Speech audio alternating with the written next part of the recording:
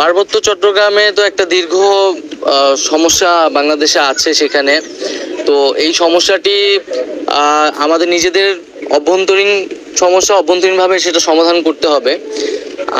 এবং আমরা কিন্তু পার্বত্য চট্টগ্রামের যেই সমস্যাটি নিয়ে কিন্তু আমাদের আজকে কয়েকজন উপদেষ্টা সেখানে যাবেন এবং আমরা অভ্যন্তরীণভাবে সেটি সমাধানের চেষ্টা করছি।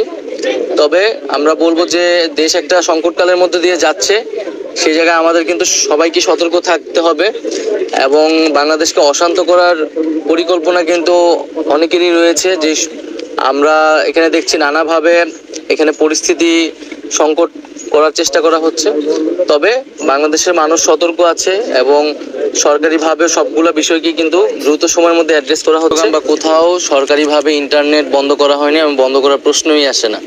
সেখানে বিচ্ছিন্নভাবে কয়েকটা জায়গায় মানে কিছু সমস্যা হয়েছিল সাময়িকভাবে কিছু জায়গায়, এবং সেটাকে খুবই ফুলিয়ে ফেপে বলা হচ্ছে যে ইন্টারনেট বন্ধ হয়েছিল। এরকম কোনো নির্দেশনা হয় না এবং এরকম কোনো ঘটনাও ঘটে নাই যে পার্বত্য চট্টগ্রাম বা কোনো একটা জায়গায় সেখানে দীর্ঘ সময় ইন্টারনেট বন্ধ ছিল, এরকম প্রমাণ কেউ দেখাতে পারবে না।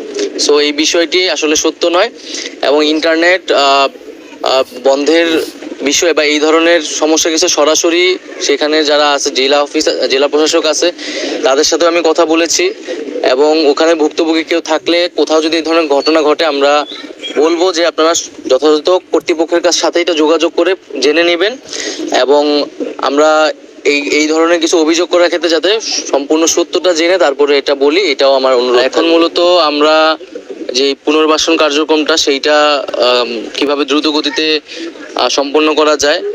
প্রাথমিকভাবে সবার আসলে গৃহ নির্মাণটা সবার চাহিদা এবং তার সাথে যে শিক্ষা সামগ্রী, শিক্ষা উপকরণগুলো যেগুলো নষ্ট হয়ে গেছে, জিনিসটা ভারতের এইভাবে বাঁধ খুলে দেওয়াটা উচিত হয়নি, যদিও তারা স্বীকার করেনি বাঁধ খোলার বিষয়টি।